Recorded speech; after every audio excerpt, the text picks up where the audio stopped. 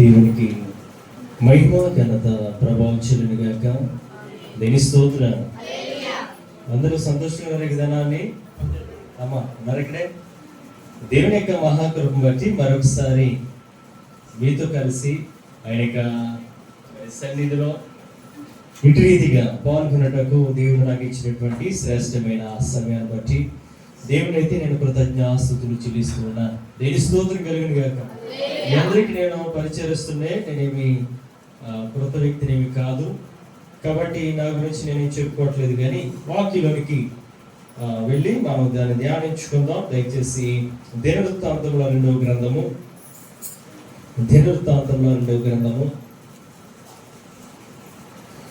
20వ అధ్యాయము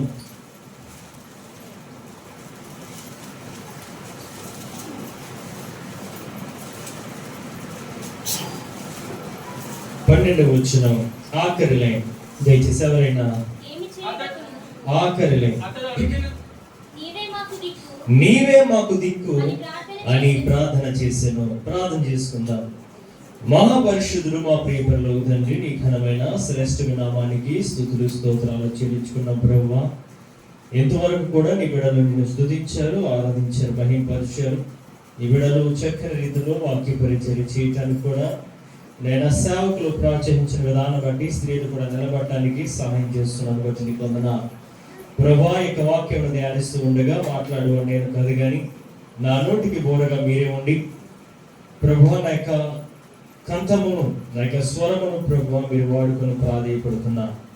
నేను తండ్రి, నేను మాట్లాడితే అది ప్రయోజనకరం కాదు, కానీ నాయన మీరే నీ బిడ్డలతో మాట్లాడి ఆత్మీయ స్థితిలో ఫలం పొందుకునేటకు నీ వాక్యమును ప్రభువా విరిచి వడ్డించమని నీకే కృతజ్ఞాస్తుతులు చెల్లించుకుంటూ మా ప్రియుడు రక్షకుడైన యేసయ్య శ్రేష్టమైన నామములో వేడుకొని ప్రార్థన చేస్తున్న మా ప్రియ తండ్రి, ఆమేన్. మరొకసారి శ్రేష్టమైన సమయాన్ని నాకు ఇచ్చినటువంటి మరి దేనిక సేవకులు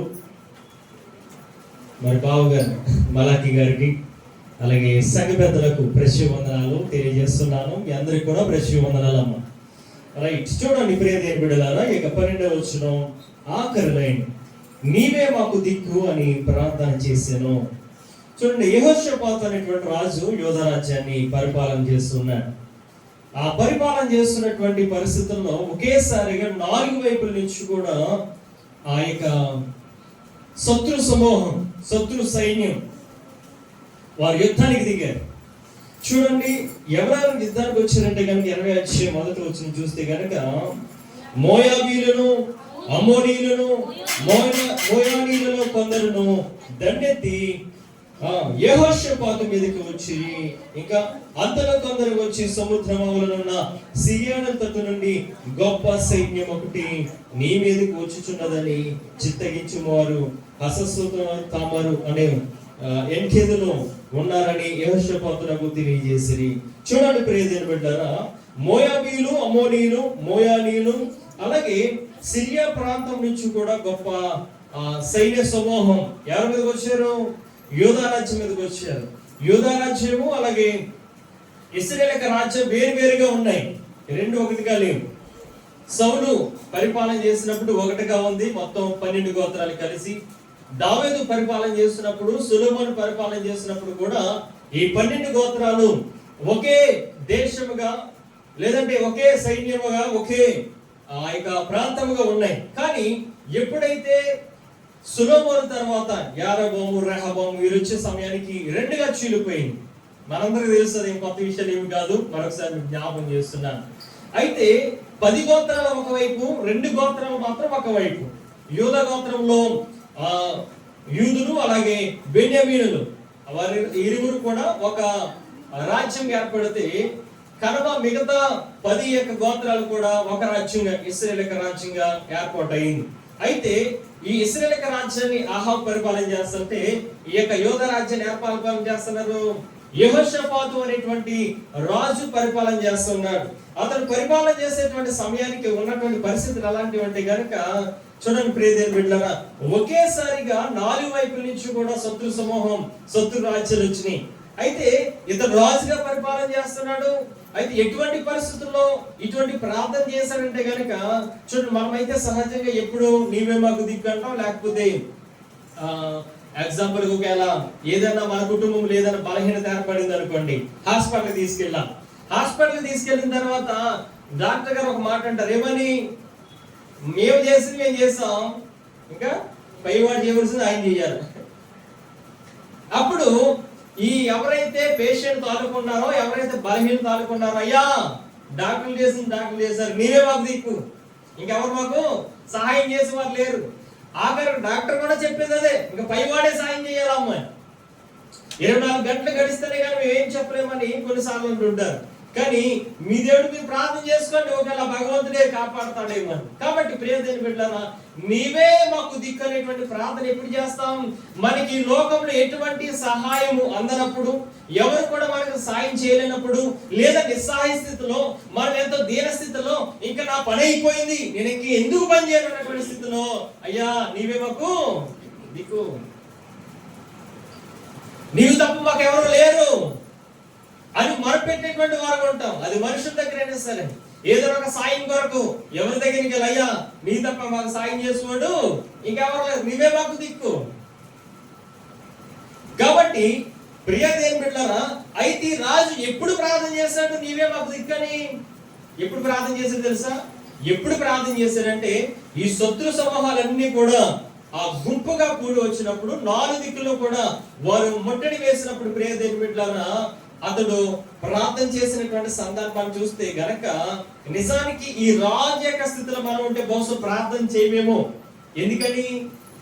రాజుగా ఉన్నాడు, అతని కింద ఎంత సైన్యం ఉన్నది, ఎంత బలార్జుడు ఉన్నాడు, ఎంత ధనవంతుడిగా ఉన్నాడంటే గనక చూడండి ప్రియ దేవుని బిడ్డలారా, ఒకసారి మనం 17వ అధ్యాయానికి వచ్చేద్దాం. 17వ అధ్యాయానికి వచ్చిన తర్వాత 12వ వచనం మాట యెహోషాపాతు గురించి చెప్పబడుతుంది.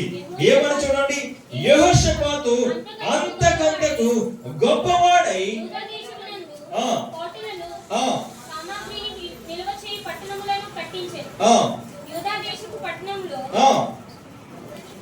యూదా దేశ పట్టణములలో అతనికి బహుధనము సమకూర్చబడెను, అతని క్రింది పరిక్రమశాలలో యెరూషలేములో కూడుండు. ఇక్కడ ఒకసారి అర్థం, ఇతడు చాలా బహుధనవంతుడిగా కనిపిస్తూ ఉన్నాడు. అతనికి ధనానికి కొరత లేదు, అతనికి ఐశ్వర్యానికి కొరత లేదు, చాలా ధనవంతుడిగా ఉన్నాడు. అయితే ఈ యొక్క యెహోషాపాతు ఒకసారి ఆలోచన చేయో తెలుసా, నేను చాలా ధనవంతుడిగా ఉన్నాడు కదా, ఈ ధనము ఒకవేళ ఈ సైన్యం నుండి నన్ను రక్షిస్తుందేమో అన్నట్లు అమ్మన్నారంటే, ఒకవేళ మనకు వచ్చినటువంటి ప్రతికూల పరిస్థితుల్లో మనకి చాలా ధనం ఉందనుకోండి, చాలా ఆస్తిపరులు ఉన్నాం, లేదా కొన్ని కోట్ల రూపాయలు మన అకౌంట్ లో ఉన్నాయి, మనం అప్పుడు ఏం చేయము? దేవుడి దగ్గర మొరపెట్టేవారు ఉన్నాం, ఎవరి దగ్గర చేయి చాచి మనకి ఎటువంటి వారు ఉన్నాం, ఏ సహాయాన్ని కూడా మనం అందించేటువంటి వారు ఉన్నాం. ఎందుకని? నాకు ధనం ఉన్నది, ధనం ఉన్నది కూడా ఏం చేస్తాను, నేను నా యొక్క పలుకుబడి నేను ఉపయోగించుకుంటాను. ఏదైనా చిన్న సమస్య వచ్చినప్పుడు ఒకవేళ ధనవంతులకు ఒకలాగా, పేదవారికి ఒకలాగా ప్రభుత్వాలు కూడా వ్యవహరిస్తాయి, అవునా కదా? ధనవంతుడు వెళ్ళి ఏదన్నా అడిగాడు అనుకో, సపోజ్ ఎగ్జాంపుల్ పోలీస్ స్టేషన్ వెళ్ళి మాట్లాడటానికి వెళ్ళాడు ధనవంతుడు కదా, ఎవరు పేదవాడు వెళ్ళాడు, వాళ్ళకి సమాధానం చెప్తారు వాళ్ళు. అదే కానీ కొన్ని కోట్ల రూపాయలు వెనకాల ఉన్నాయనుకోండి, ఏం చేస్తాడు? ఆ ఎస్సీ కాస్త వచ్చి ఏం చేస్తాడు, అయ్యా కూర్చోండి సార్ కూర్చోండి అంటే అస్సలు పట్టించుకోరు. మేము కోయిల ప్రాంతంలో కూడా పనిచేస్తున్నప్పుడు ఒక సందర్భంలో నేను ఒక సందర్భంలో 2-3 సార్లు పోలీస్ స్టేషన్కి వెళ్ళాను. ఒకసారేమో కరోనా టైంలో కారు రెంట్ తీసుకుంటే, అది ఇంకా కరోనా వచ్చిన కారణం చేత వాళ్ళు ఇంకా కోయిట్లో మొత్తం క్లోజ్ చేస్తూ ఉన్నారు అనమాట. ఆ రెంట్ కారు నేను ఏం చేయాలి, రిటర్న్ ఇవ్వాలి.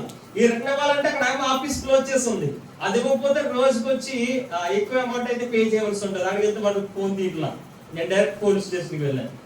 వెళ్తే వాళ్ళే సమాధానం చెప్పట్లా, అసలు పట్టించుకోవాలి.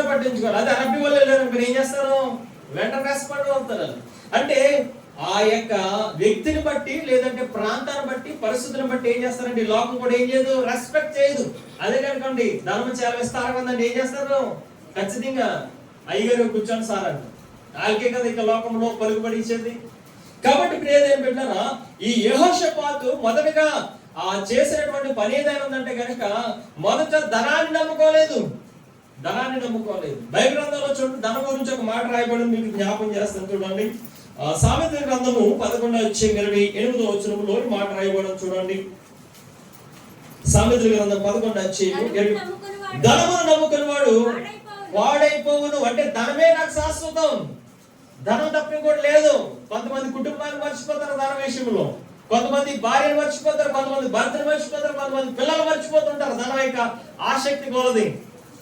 కాబట్టి ఎవడైతే ధనాన్ని నమ్ముకుంటూ ఉన్నాడో ప్రియ దేవుని బిడ్డలారా, వాడి పాడైపోవును అనేటువంటి మాట. ధనానికి ఇచ్చేటువంటి ప్రిఫరెన్స్ ఈ రోజు ఎవరికి ఇవ్వట్లేదు, కుటుంబానికి ఇవ్వట్లా. కానీ సంపాదించిన చివరికి ఎవరు కావాలి, ఎవరు కావాలమ్మా? కుటుంబమే కదా. ఎంత కష్టపడినా కుటుంబం కోసమేనా? పిల్లల విషయాలు ఏమంటారు తల్లిదండ్రులు, రే నీ కోసమే కదా ఎంత కష్టపడుతుంటా, కరెక్టే. కానీ పిల్లలకి ఇవ్వాల్సిన సమయాన్ని తల్లిదండ్రులు పిల్లలకి ఇవ్వాలా లేదా? ఖచ్చితంగా. కొంతమంది గర్భదేశానికి వెళ్తా ఉన్నారు, వెళ్ళిన తర్వాత ఏం చేస్తారు తెలుసా? పిల్లల్ని వదిలేసి ఎన్ని సంవత్సరాలు ఉంటారు ఇక్కడ? దగ్గరగా ఒక 4-5 సంవత్సరాలు ఉన్నారు, కొంతమంది 5 సంవత్సరాలు ఉన్నారు, చాలా మంది ఉన్నారు. ధనం ఎంత సంపాదించినా పిల్లలకి ఇవ్వాల్సినటువంటి ప్రాధాన్యత సమయము పిల్లలకి ఇవ్వలేదు అనుకోండి, పిల్లలు బాగుంటారా? ఎంత డబ్బు సంపాదించిన ఏం ప్రయోజనం? పిల్లలు బాగుంటారా? వారికి ఇవ్వాల్సినటువంటి ప్రేమని, వారికి ఇవ్వాల్సిన సంతోషాన్ని, వారికి ఇవ్వాల్సినటువంటి సమయాన్ని ఎప్పుడైతే ఇవ్వలేదో కుటుంబం ఏమైపోతుంది? ఏ కుటుంబం కోసం అయితే సమయం అంతా వృధా చేస్తున్నామో, ఏ కుటుంబం కోసం అయితే ధనాన్ని మనం వెచ్చిస్తా ఉన్నామో, ఏ కుటుంబం కోసం అయితే కొన్ని వేల రూపాయలు, లక్షల రూపాయలు తాగేసి మనం స్కూల్లో జాయిన్ చేస్తున్నామో, అదే పిల్లలు వారి యొక్క ఎదుగుదల విషయం ఏమవుతారు తెలుసా? పాడైపోతారు. కారణం తెలుసా? పిల్లల యొక్క తల్లిదండ్రుల యొక్క భయభక్తులు పెరగని కారణం చేత ప్రియదేవుని బిడ్డల. కాబట్టి చూడండి, ధనాన్ని ఎవరైతే నమ్ముకుంటూ ఉన్నారో వారేమవుతున్నారంట?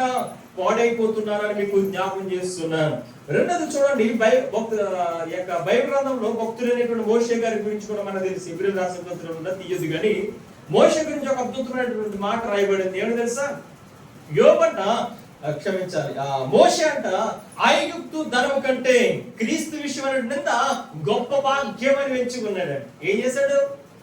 ఒక రాజకుమారునిగా పెరగవలసినటువంటి వ్యక్తి ధనాన్ని నమ్ముకోలేదు, ధనాన్ని ప్రేమించలేదు, క్రీస్తు విషయమైనటువంటి నిందను గొప్ప భాగ్యముగా ఎంచుకున్నాడు.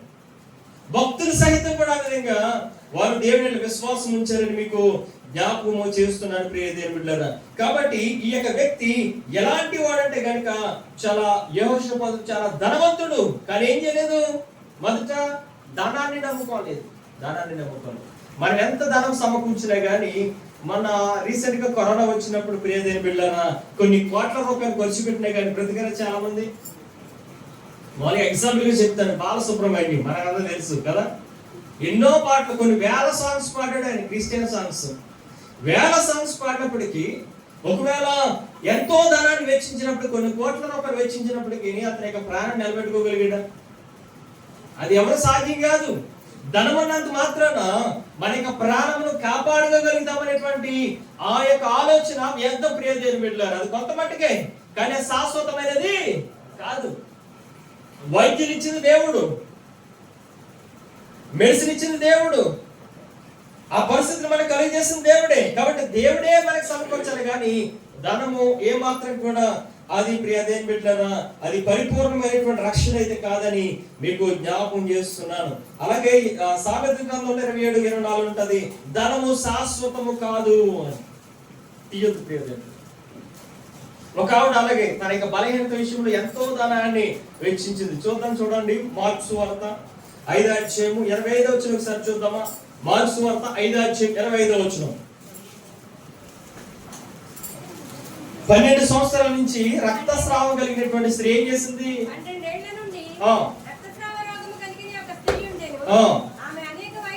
ఆమె అనేక వైద్యుల చేత ఎన్నో తిప్పలు పడి తనకు కలిగినదంతయు వ్యయము చేసుకుని ఎంత మాత్రమును ప్రయోజనం కాక మరింత సంకటపడేను. చదువుకుంటే మనకు బాగా తెలుసు. ఈ రక్తస్రావం కలిగినటువంటి స్త్రీ ఎన్ని సంవత్సరాలు? 1 సంవత్సరం కాదు, 2 సంవత్సరాలు కాదండి, ఎంతో బలహీనత ఏర్పడింది ఆమెకి.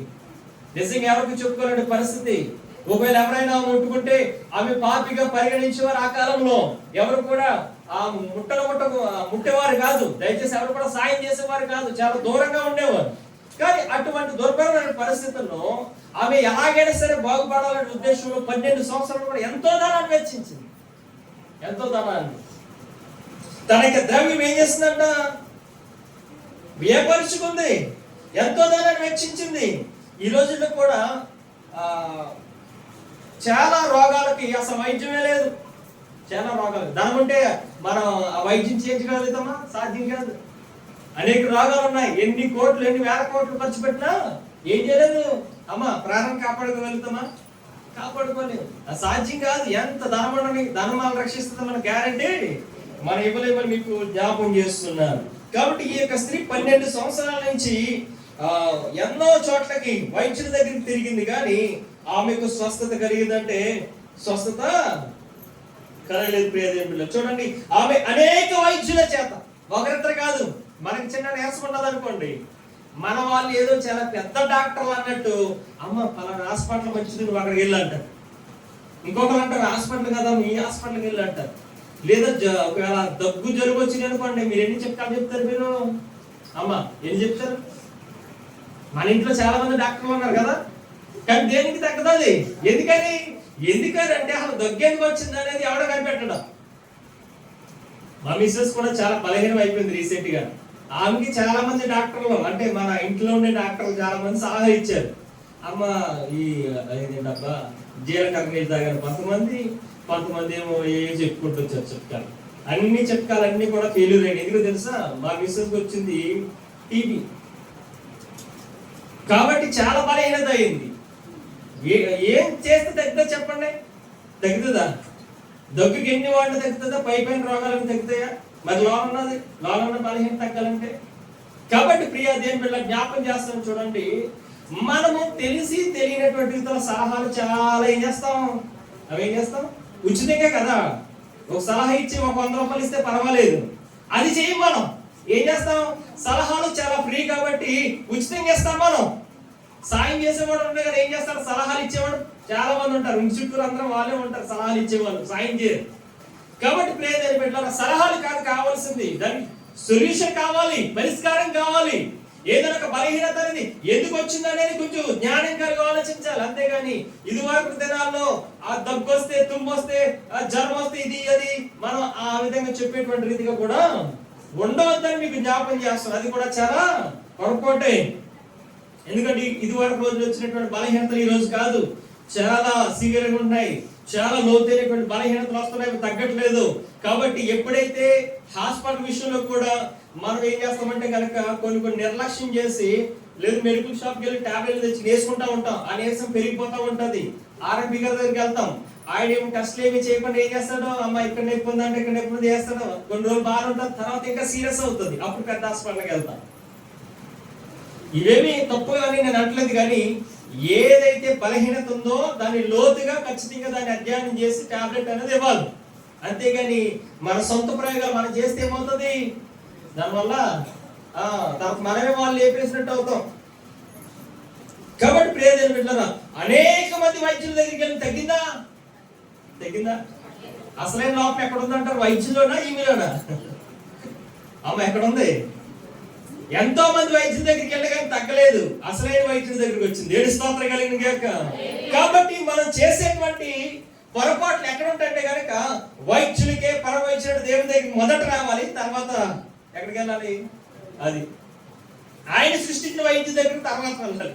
మొదట మన సృష్టించినటువంటి ఆ దేవుడి దగ్గర మనం వెళ్ళినట్లయితే కనుక ఆయన పరిష్కారాన్ని మనకి ఆయన తెలియజేస్తారని మీకు జ్ఞాపకం చేస్తున్నాను ప్రియ దేవుని బిడ్డలారా. కాబట్టి రక్తస్రావం కలిగినటువంటి స్త్రీ ఎప్పుడైతే యేసుక్రీస్తు ప్రభు దగ్గరికి వచ్చిందో ఏమైంది? వెంటనే వస్త్రపు చెంగు ముట్టిన వెంటనే స్వస్థపడింది. అది కేవలం విశ్వాసం ద్వారా. ఈ రోజులు వచ్చి సేవకు లేక వస్త్రాలు ఎత్తుకుంటే స్వస్థత పడతారని వచ్చి ముట్టుకున్నది స్వస్థపడకపోతే, ఈరోజు చాలా మంది స్వస్థతల వరకు ఏం చేస్తున్నారు? ఏం చేస్తున్నారు? ఎక్కడెక్కడో పరిగెడతా ఉన్నారు. చాలా మంది మనకు సలహాలు ఇచ్చారు, పలానా సేవకుల దగ్గరికి వెళ్ళండి, మీరు పలానా వాళ్ళ దగ్గరికి వెళ్ళండి. నాకు బాధ కలిగే విషయం ఏంటంటే కనుక నా దగ్గరికి దరిదాపుగా 10-15 మంది వచ్చి సలహాలు బాగా ఇచ్చారు, కానీ నిజంగా ఈ 10-15 మంది వచ్చి మీరు యేసయ్యకి ప్రార్థన చేయండి ఆయన స్వస్థపరుస్తాడని ఒకరు కూడా చెప్పలా.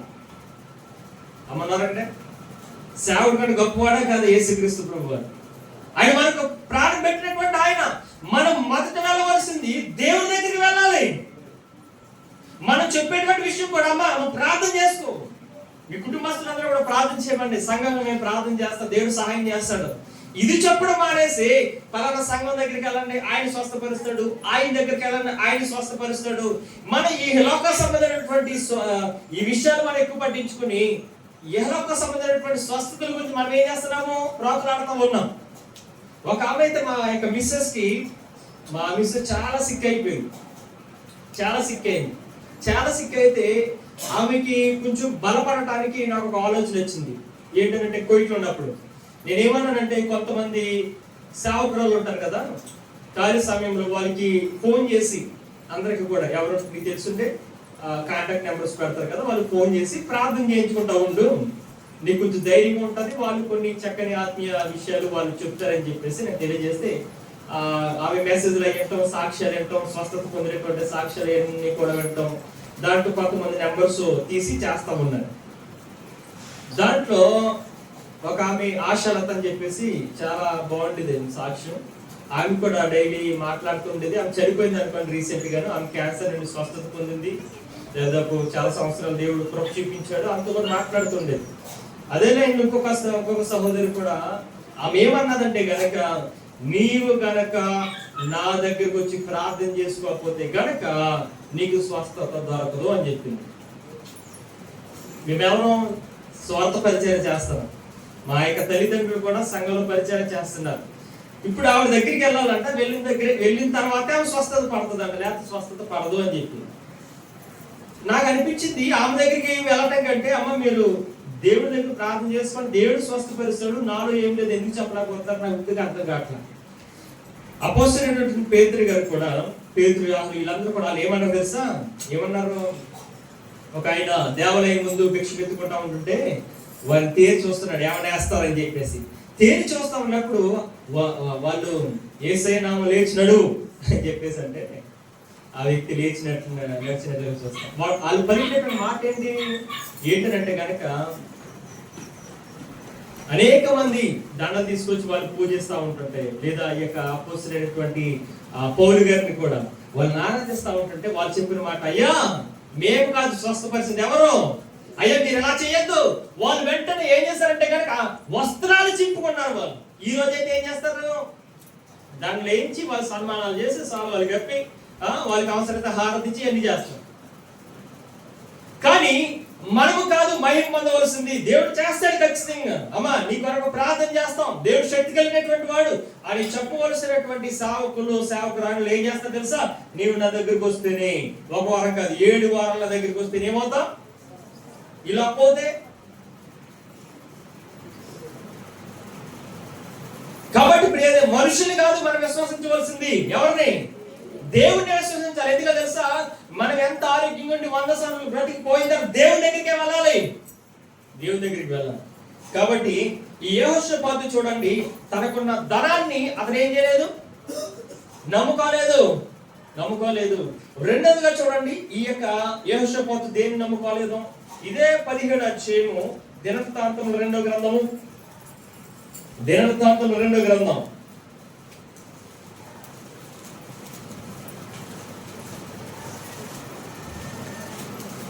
17వ అధ్యాయము 13వ వచనం నుంచి చూద్దాం, 14వ వచనం నుంచి చూద్దాం. అతని క్రింద పరాక్రమశాలు యెరూషలేములో కూడియుండిరి, వీరి పితరులు వంశముల చెప్పున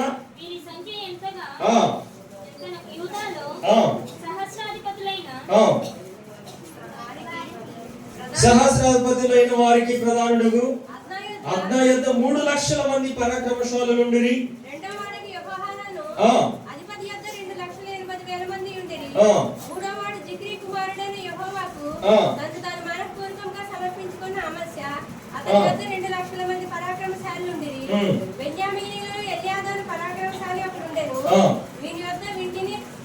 పట్టుకున్న వారు 2 లక్షల మంది ఉండేది. రెండవ వాడు యెహోషాపాతు, వీని యొద్ద 1,80,000 మంది యుద్ధ సన్నద్ధులు ఉండేది. రైట్ సరిపోతుంది. ఇక్కడ ఒకసారి ఈ యెహోషాపాతు కింద వాడుకున్నటువంటి పరాక్రమశాలు కానివ్వండి, యుద్ధం చేసేటువంటి వారు కానివ్వండి, లేదంటే కనుక చాలా యుద్ధ నేర్పణలో ఉన్నటువంటి వారు చాలా మంది ఉన్నారు. ఎంతమంది? మొదట మనం చదువుకున్న 3 లక్షల మంది ఉన్నారు, తర్వాత 2,80,000 మంది ఉన్నారు, తర్వాత 2 లక్షల మంది ఉన్నారు ఒక్కొక్కరి కింద. తర్వాత బెన్యామీను గోత్రంలో చూస్తే కనుక 2 లక్షల మంది, అలాగే ఆ యొక్క ఆయుధాలు మోసేటువంటి వారు కానీ సహకరించేటువంటి వారు కానీ 1,80,000 మంది ఉన్నారు. మొత్తం 11,60,000 మంది ఉన్నారు సైన్యం. ఎవరికి? యెహోషాపాతుకి. అమ్మ ఉన్నారంటే మన వెనకాల 4 ఉన్నారనుకోండి, ఏం చేస్తాం? దెబ్బలాంటి ముందే పరిగెడతాం. ఎప్పుడైనా మన ఇంట్లో కట్టేసినటువంటి కుక్క ఏం చేస్తుంటది? గట్టిగా మరుగుతుంటది. వదిలేమనుకోండి, అదని మరుగుతుందా? కట్టేస్తున్నంత సేపు, అది ఆ యొక్క యజమాని చేతుల్లో ఉన్నంత సేపు ఏం చేస్తుంది? అది మరగటమే. పొరపాటు యజమాని లేడు అనుకోండి, ఏం చేస్తుంది? కుక్క నోరు మూసుకుని కూర్చుంటుందో మూల. చూడండి, యెహోషాపాతుకి వెనకాల దరిదాపుగా 11,60,000 మంది సైన్యం మాత్రం ఉన్నారు. చాలా బలమైనటువంటి సైన్యం ఉంది. యుద్ధ నేర్పరులు ఉన్నారు, పరాక్రమశాలు ఉన్నారు. వీళ్ళందరూ ఉన్నప్పుడు కూడా ప్రియదేవుని బిడ్డలారా, యెహోషాపాతు తన బలాన్ని అతడు నమ్ముకోవాలి. వాళ్ళందరూ ఎందుకున్నారంటే యుద్ధం చేయడానికే కాదంటున్నా, కానీ వీరందరికీ బలాన్ని ఇచ్చినటువంటి వాడు, వీళ్ళందరినీ రక్షించేటువంటి వాడు ఒక ఆయన ఉన్నాడు. ఆయన నమ్ముకుంటూ ఉన్నాడు. మనకి ఒకవేళ బ్యాక్గ్రౌండ్ లేదని మన ఫ్యామిలీ కనుక బ్యాక్గ్రౌండ్ మనకి చాలా బలమైన ఉన్నారనుకోండి, వెంటనే ఏం చేస్తాం? ఫోన్ కొడతాం. నా వెనకాల ఎవరున్నారో తెలుసా? ఎమ్మెల్యే ఉన్నాడు. నా వెనకాల ఎవరున్నారు? ఎంపీ ఉన్నాడు. నా వెనకాల ఎవరున్నారు? మినిస్టర్ ఉన్నాడు. వెంటనే మనం చెప్పే మాట ఇదే. మనం పలుకుబడి కలిగినటువంటి వారిని వెంటనే మనం ఉచ్చరిస్తాం. ఏదైనా సరే, నాకు పలానా ఎస్ఐ తెలుసు, నాకు పలానా సిఐ తెలుసు, వీళ్ళందరికంటే గొప్పవాడు ఒక ఆయన ఉన్నాడు. ఎవరు? మన తండ్రి అయినటువంటి దేవుని స్తోత్రం కలిగాక. దావీదు గొలియాతుతో యుద్ధం చేస్తున్నాడు. ఏమన్నాడు? యుద్ధం ఎవరిది? ఎవరి పక్షాలు వస్తున్నాడు అంటే ఆయన అలా ఉండాలి. దేవుని స్తోత్రం కలిగాక. మనం ఎప్పుడైనా సరే మనం మాట్లాడేటప్పుడు, ఉచ్చరించినప్పుడు, నా పక్షాన్ని ఎవరున్నారు? నా తండ్రి అయినటువంటి దేవుడు ఉన్నాడు, నన్ను కలిగి చేసినటువంటి వాడు ఉన్నాడు. అది మనం ధైర్యంగా చెప్పగలిగేటువంటి మాట. ఇదేమి మనకొద్దు. మనం ఏం చేస్తాం? మన నోరేసి మన పట్టనే ముందు ఎవరైనా మన ఇంటి పక్కన గొడవకు వచ్చాక ఏం చేస్తాం? నోరేసి పడిపోవడమే. అందుకని ఎప్పుడేమో ప్రార్థన చేసావా? ప్రభువా, వాళ్ళు నా మీద గొడవకు వస్తా ఉన్నారు, ప్రభువా వారు నాతో పోరాటానికి సిద్ధమవుతున్నారు, నాకు అంత బలం లేదు, శక్తి లేదు, నాకు అంత స్తోమత కూడా లేదు, ప్రభువా నీవే చూసుకొని చెప్పేసి ఎవరు చెప్తారు? వాళ్ళు గొడవ వస్తున్నారంటే ఇలాగ 10 ఇల్లు తిరిగేసి వాళ్ళ గురించి ఏం చేస్తాం? వాళ్ళు ఎలాంటి వాళ్ళు, వాళ్ళు అలాంటి వాళ్ళు. అదేనా ప్రియదేవుని బిడ్డలారా? అది ఎంత మాత్రం కూడా మంచిది కాదని మీకు జ్ఞాపకం చేస్తూ ఉన్నాను. కాబట్టి ఈ యొక్క యెహోషాపాతు తనకున్నటువంటి బలాన్ని ఏ మాత్రం కూడా నమ్ముకొనలేదు అని మీకు జ్ఞాపకం చేస్తున్నాను. ఒక ఆయనకి చాలా మంచి బలం దేవుడు అనుగ్రహించాడు. ఈ భూమి మీద అటువంటి బలస్తుడు ఎవ్వరూ లేరని. ఎవరతను? దేవుని స్తోత్రం కలిగిన ఎవరు? సంసోను. దేవుడు చాలా గొప్ప బలాన్ని ఇచ్చాడు. ఫిలిష్తీయుల మీద వారిని జయించడానికి అటువంటి బలాన్ని ఇస్తే ఈ అయ్యగారు ఏం చేశారు తెలుసా? ఆ ఫిలిష్తీయులకే లోబడ్డాడు. దెలీలా అనేటువంటి స్త్రీని మోహించి వారికి లోబడిపోయినట్టు అతను అనుకున్నాడు, అరే నేను చాలా బలమైనటువంటి వాడని, చాలా నాకు చూడు ఎంత కండలు ఉన్నాయో, ఎంత ఆచార్యభావుడిగా ఉన్నానో, ఎంత బలంగా ఉన్నానో, నేను కొడితే 1000 మంది ఆంపాటు లేక ఆ 1000 మంది ఎలా పడతారు, ఇంకొక 1000 మంది ఎలా పడతారు అనుకున్నాడేమో. ఎవరు? ఈ యొక్క సంసోను. మన సినిమాల్లో చూస్తుంటాం, ఇలా చెయ్యాలి ఇది కూడా అనుకుని ఎంతమంది పడతారు ఈ పక్కనే? అమ్మా ఎంతమంది పడతారు? ఒక 20 మంది వెళ్ళి పడిపోతారు కదా ఇలా చేస్తే. నిజంగా కనుక ఒక వ్యక్తి సరైన కనుక పట్టుకొని చేపట్టుకున్నాడు, ఆయన కదులుతాడా? అదంతా యాక్షనే. కానీ సంసోను నిజంగా చాలా బలాన్ని దేవుడు అనుగ్రహించాడు. కానీ అతను చేసినటువంటి చిన్న పొరపాటు వల్ల ఏం జరిగిందో ఒకసారి చూడండి. న్యాయాధిపతుల గ్రంథం 16-19 వచ్చిన ఒకసారి చూద్దాం.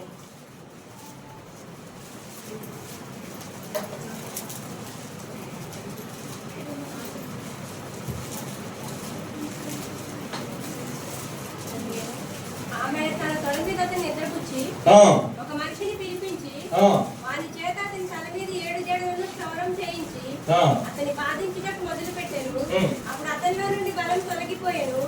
ఆమె సంసోను ఫిలిష్తీయుని మీద పడుచున్నాడనగా అతని నిద్ర మేలుకొని ఎప్పటి ఎట్లు నేను బయలుదేరి విడజిమ్ము పొందుననుకొనెను. అయితే యెహోవా తనని ఎడబాసినని అతనికి తెలియలేదు. దేవుని స్తోత్రం కలుగును. ఇప్పుడు చూడండి యొక్క వచ్చును కనుక మనం గమనిస్తే ఎప్పటిలాగానే అతను అనుకున్నాడంట నాకు చాలా బలం ఉంది కదా అని. కానీ ఆ బలాన్ని ఇచ్చింది ఎవరు? ఆమె ఎవరు? మనకు కొంచెం బలం ఉంటే ఎగిరెగిరి పడతాం ఎదుటి వారి మీద, ఎగిరెగిరి పడటమే. ఈ సంవత్సరం కూడా అలా అనుకున్నాడు, అరే నేను చాలా బలస్తుంది. కానీ ఆ బలాన్ని ఇచ్చింది ఎవరు? అమ్మన్నారంటే వెనక్కి చూడకండి, ఇటు చూడండి. ఆ బలాన్ని ఇచ్చింది ఎవరు? ఈ దెలీలా అన్నదంట, అయ్యా చూడు శత్రువుల మీదకి వస్తున్నారంటే ఒక్కసారి ఏమనుకున్నాడు? చదువుతూ ఒకసారి. ఎప్పటిలాగానే నేను బయలుదేరి వీరజిమ్ము కొందునని అనుకోలేను. అయితే యెహోవా అతనిని, అది మనం ఎగిరెగిరి పడితే కనుక దేవుడు కానీ విడిచిపెట్టాడు అనుకోండి, మనం తుత్తి నీళ్ళుగా చేస్తాడు అంతే. అమ్మంటారంటే మనం అనుకుంటాం నేను చాలా బలస్తుని, శక్తివంతుని, ఆరోగ్యంగా ఉన్నానని. కానీ దేవుడు కృప చూపినంత వరకే, దేవుడు మనకి సహాయం చేసినంత వరకే, దేవుడు మన పక్షాన ఉన్నంత వరకే మనం. కానీ ఒక్కసారి కనుక ఆయన చెయ్యి విడిచిపెట్టాడు అనుకోండి, మన పరిస్థితి ఎలా ఉంటది? ఆయన అన్నాడు కదా, ఇశ్రాయేలుని కాపాడువాడు కునుకడు. ఆయన యొక్క కునుకుబాటు మనకి జీవితంలో సర్వనాశనం అయిపోతాయి.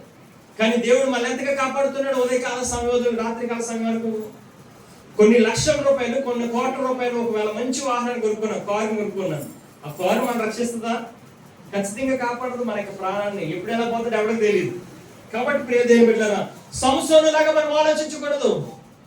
అరే నా యందు శక్తి ఉన్నదో, బలం ఉన్నదో, అది దేవుని కృప వల్లే అని మనం గమనించాలని మీకు జ్ఞాపకం చేస్తున్నారు ప్రియ దేవుని బిడ్డలారా. చూడండి, ఈ యొక్క యెహోషాపాతు ఏం చేస్తున్నాడంటే కనుక ఈ బలాన్ని, అతని యొక్క సైన్యాన్ని మాత్రం ఏ మాత్రం కూడా నమ్ముకొనలేదని మీకు జ్ఞాపకం చేస్తున్నారు. దినవృత్తాంతాల మొదటి గ్రంథము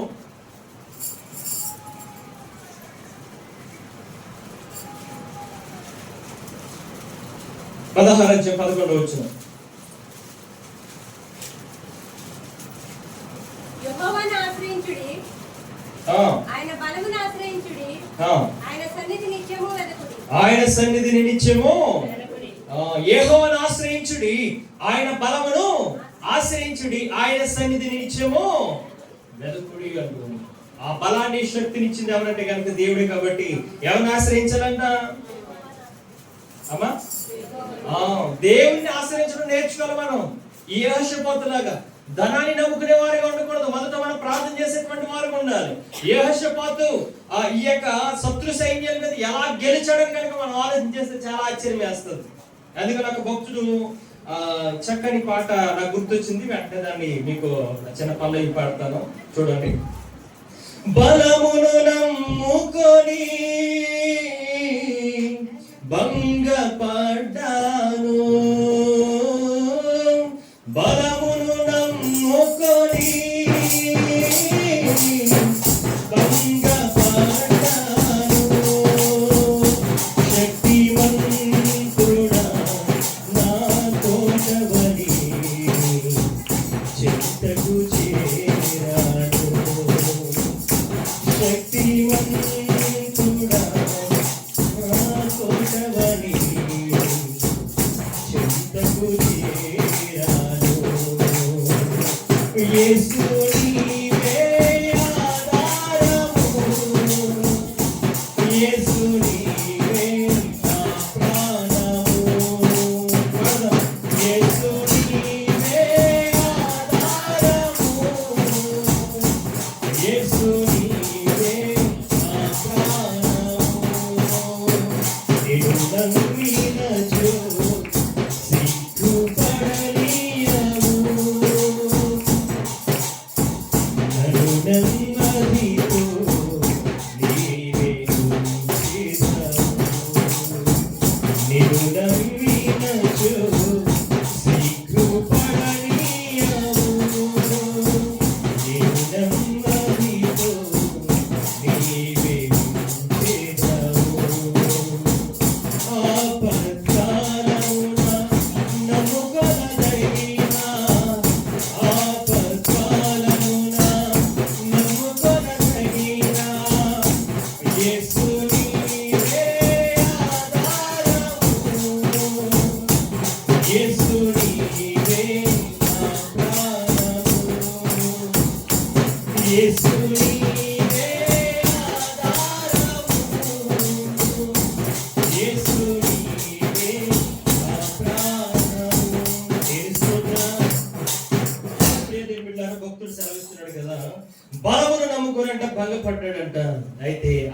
మంత్రుల దగ్గర చేరినప్పుడు ఆయన సహాయం చేశాడని భక్తుడు కీర్తిస్తున్నాడు.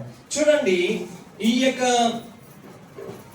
యెహోషాపాతు ధనాన్ని నమ్ముకోలేదు, బలాన్ని నమ్ముకున్నాడు. ఈ శత్రు సైన్యాలు 4 సైన్యాలు కూడా అతని చుట్టుముట్టు వేసినప్పుడు, ఆ యొక్క యెరూషలేముని యోధ పట్టణాలంతా కూడా వారు చుట్టుముట్టు వేసినప్పుడు అతను చేసినటువంటి మొదటి పని ఏంటో తెలుసా?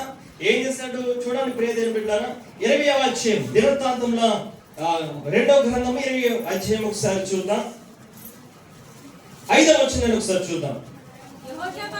యెహోషాపాతు యెహోవా మందిరములో క్రొత్త సాల ఎదుట సమాజముగా కూడి యూదా యెరూషలేముల జనుల మధ్య నిలవబడి, మా పితరుల దేవా, నీవు ఆకాశమున దేవుడై ఉన్నావు, అన్య జనుల రాజ్యములు ఏలువాడు నీవే, నీవు బహుబలము గలవాడవు, పరాక్రమ గలవాడవు, నిన్ను ఎదిరించడానికి ఎవరికి నీ బలము చాలదు అని ప్రార్థన చేస్తున్నాడు. మొదలు చేసిన పని ఏంటి తెలుసా?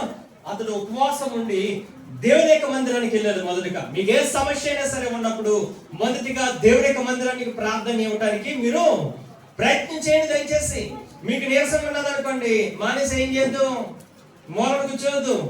దేవుని యొక్క మందిరానికి వచ్చి మొర పెట్టండి, దేవుడు మీకు ఖచ్చితంగా సహాయం చేస్తాడు. దేవుని యొక్క మందిరానికి వెళ్ళటానికి మనం ప్రయత్నం చేయాలా. చాలా మంది నిర్లక్ష్యం చేస్తారు దేవుని యొక్క మందిర విషయంలో. ఇక్కడ ఎన్ని గంటలు ప్రారంభిస్తున్నారో నాకు తెలియదు, కానీ చాలా సంఘాలు అయితే ప్రారంభించిన ప్రసంగం అయిపోతున్న ముగింపు టైంకి చాలా మంది వస్తుంటారు. కొంతమంది ఆశీర్వాద ప్రార్థనకు వస్తారు. ఎందుకని? ఆశీర్వాదం ఇచ్చేసారు అనుకోండి, ఆశీర్వాదం అంతా నాకు వచ్చేస్తుంది. కాదు, అది కాదు నిజమైన ఆశీర్వాదం. దేవుని యొక్క వాక్యాన్ని ఎవరైతే నమ్మి విశ్వసించి అంగీకరిస్తారో అది ఆశీర్వాదకరం. అంతేగాని పాస్టర్ గారు బ్లెస్సింగ్ ఇచ్చేస్తే అది ఆశీర్వాదకరం కాదు.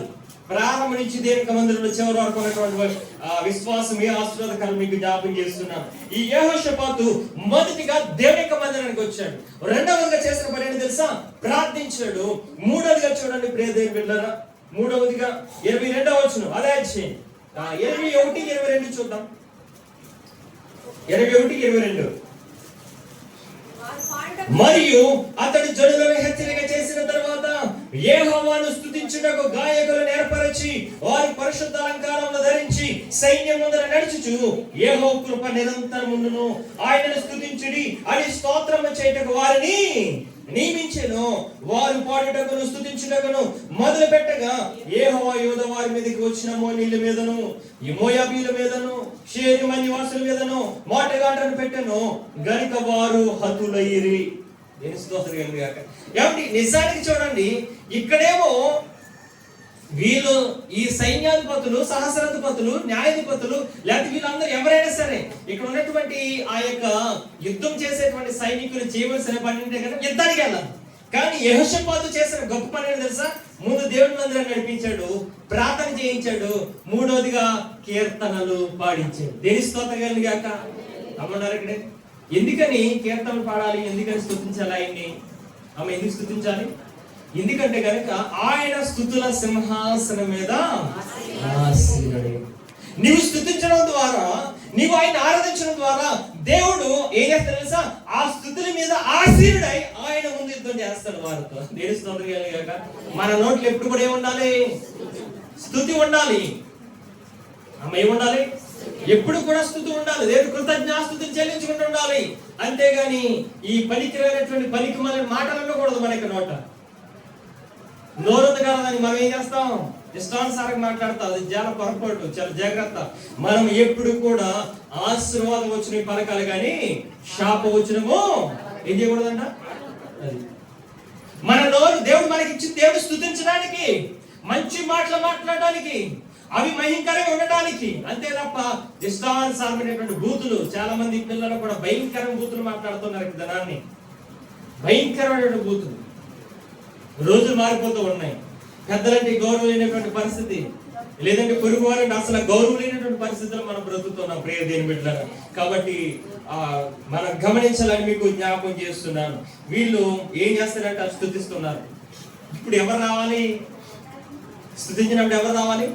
మనం ఆరాధించినప్పుడు ఎవరు రావాలి? దేవుడు మన మధ్యకి రావాలి. అందుకే వాక్యానికి ముందు పాటలు కానీ స్తుతి కానీ ఉంటుంది. ఎందుకని? ఆయన ఆశీర్వాదం కావాలి. ఆయన ఆశీర్వాదం అవుతేనే మనతో మాట్లాడతాడు.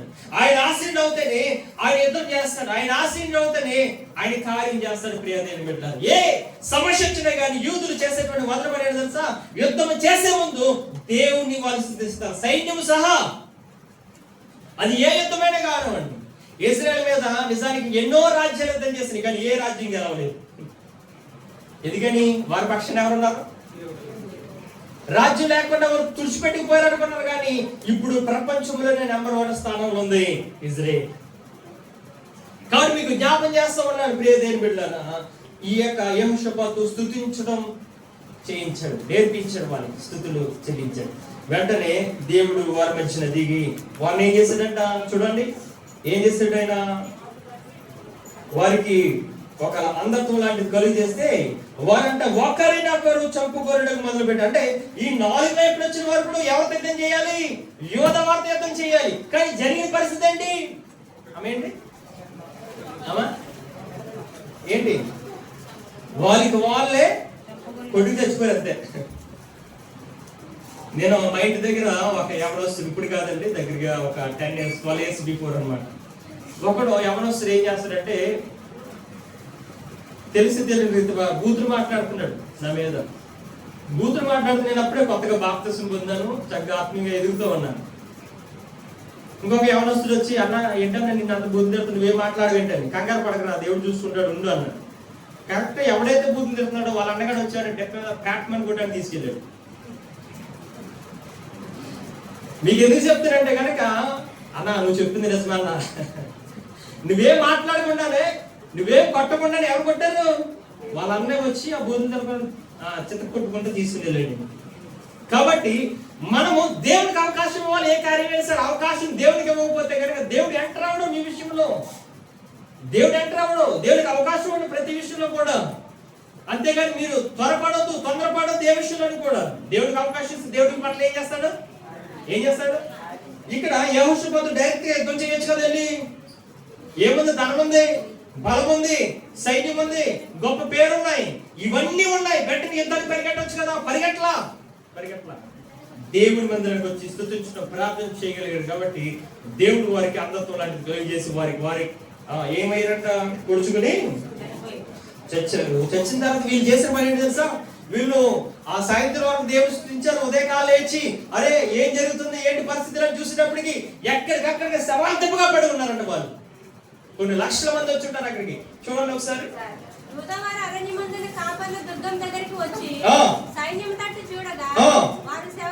వారు శవములై నేల పడింది. ఒక్కడును తప్పించి ఎవరు కొట్టాడు వాళ్ళని? ఎవడ కొట్టాడా? ఎవడైనా యుద్ధం చేస్తాడో పని వారితో? ఇక్కడ యూదులు కానీ ఇశ్రాయేలు కానీ ఎవరు యుద్ధం చేయాల? వాళ్ళకి వాళ్ళు పొడిసి చచ్చిపోయారు. ప్రియ దేవుని బిడ్డలారా, వాళ్ళు చచ్చిండ్రి, ఒక్కడును తప్పించుకోలేదు. యెహోషాపాతును అతని జనులు వారి వస్తువులను దోచుకొని రాగా ఆ శవములు ఎంత విస్తారమైన ధనమును ప్రశస్తమైన నగలను కనబడెను. వారు తమకిష్టమైనంత మట్టుకు తీసుకుని తాము కొనుక్కోగలిగినంత కంటే ఎక్కువగా వలుసుకొని పోయి కొలసము అతి విస్తారమైనదని దాన్ని కూర్చుటకు 3 దినములు పట్టింది. దేవుని స్తోత్రం కలిగినగా.